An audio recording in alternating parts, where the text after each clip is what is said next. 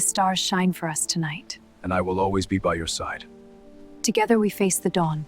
The first time I saw her, she was standing in the restricted hangar bay, where no one without level 7 clearance was supposed to be. And yet, there she was. At first, I thought she was human. That was my first mistake. I was just a maintenance technician on Orbital Station Arendor 9, a rusting structure drifting at the edge of known space. My job was simple. Fix things, don't ask questions, and definitely don't wander into classified areas. That night, though, the station alarms had briefly flickered. Nothing major, just enough to knock out a few corridor locks, including the one leading to Hangar Bay C. I didn't mean to go in, but curiosity is a dangerous thing in space. The lights inside were dim, glowing in soft pulses like the room itself was breathing. At the center of the hangar sat a sleek, unfamiliar craft, not registered in any database I'd ever seen. Its surface shimmered like liquid metal, shifting colors as if it were alive. And standing beside it was her. She looked normal. Too normal. Long silver hair, pale skin that seemed to reflect light instead of absorbing it, and eyes, deep violet, almost glowing faintly in the dark. She wore something that resembled a dress, though it flowed unnaturally, as if unaffected by gravity. She turned the moment I stepped closer. Our eyes met. I froze. "You're not authorized to be here," she said. Her voice was calm, soft, but something about it felt layered, like multiple tones speaking at once. I swallowed. "Yeah, I could say the same to you." She tilted her head slightly, studying me like I was the strange one. "I am expected." That didn't make sense. I should have reported her immediately, should have backed away, called security, done literally anything responsible. Instead, I just stood there, staring like an idiot. Because she was beautiful. No, beautiful wasn't the right word. She was impossible. And before my brain could catch up with my mouth, I said it. "You're gorgeous." The moment the word left my lips, I wanted to take it back.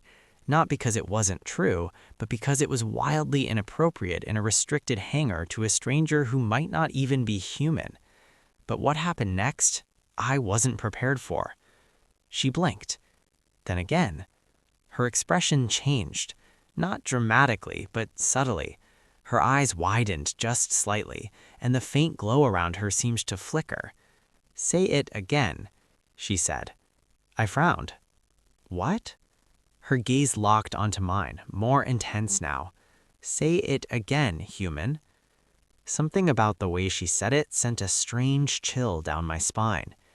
I said you're gorgeous." And then she blushed. Not metaphorically. Her cheeks, if they could be called that, flushed with a soft luminescent pink, spreading like bioluminescence beneath her skin. She touched her face, almost in disbelief.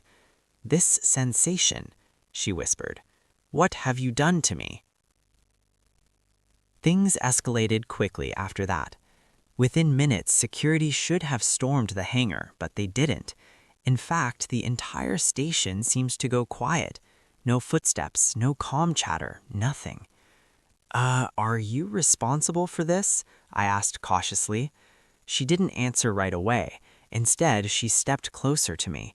Too close. "I need you to explain. That word, gorgeous, what does it mean?" I hesitated. "It means you look really good, like really, really good." "That is insufficient. Define it precisely." I blinked. "I don't think it works like that."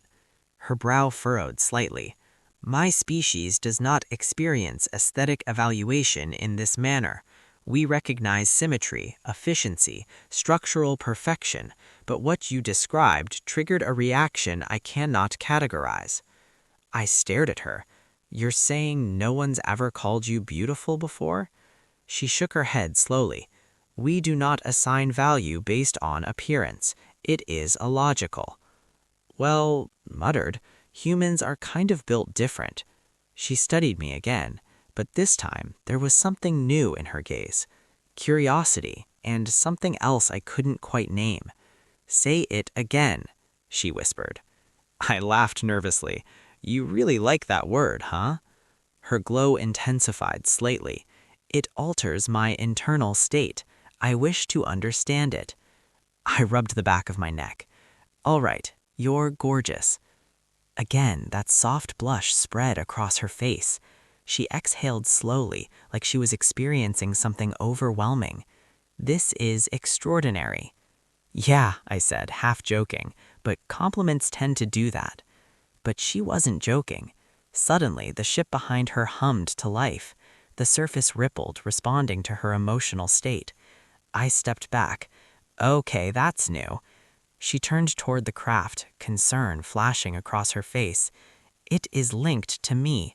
My biological signals influence its functions." "So you getting flustered is powering the ship?"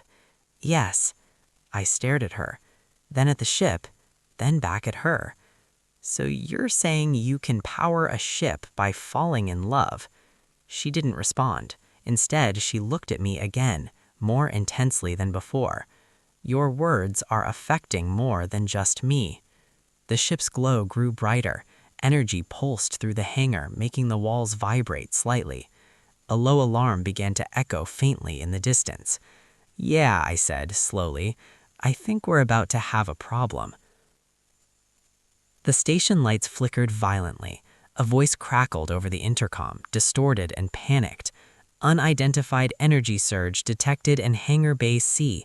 Containment protocols failing." The message cut out. She turned to me, eyes wide.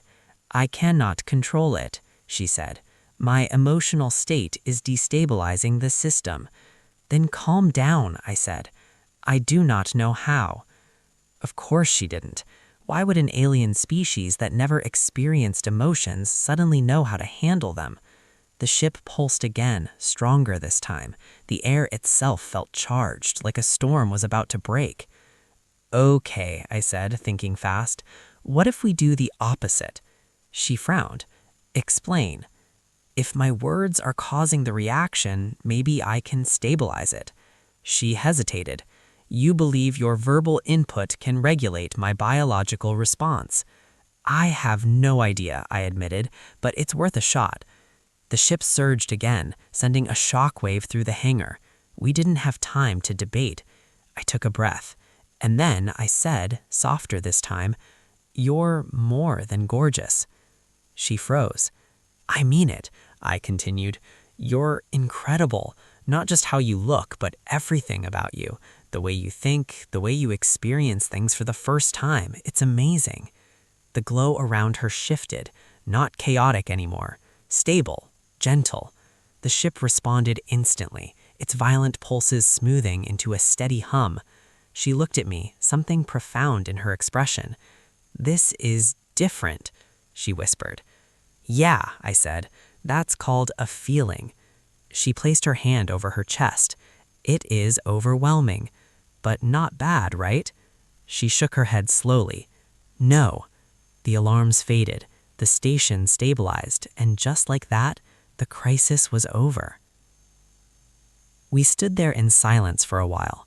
The hangar felt different now, calmer, quieter, like something had changed. Because it had. "You altered me," she said finally. I shrugged. "I think you just discovered something your species never had before." She considered that. "Emotion." "Exactly." She looked at her ship, then back at me. "My mission was to observe humanity, to determine if your species posed a threat." "And?"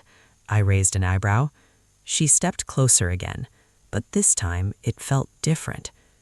"I did not expect this." "Yeah," I said, "we tend to surprise people." She smiled, a real smile, small but unmistakably human.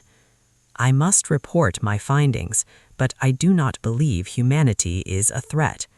"Good to hear." She tilted her head slightly. "You are fascinating creatures." "And you," I said, grinning, "are still gorgeous." She laughed softly, another new sound, another new experience. The ship behind her glowed warmly, no longer unstable. "Say it again," she whispered. And this time, I didn't hesitate, because somehow, in the vast emptiness of space, one simple word had changed everything.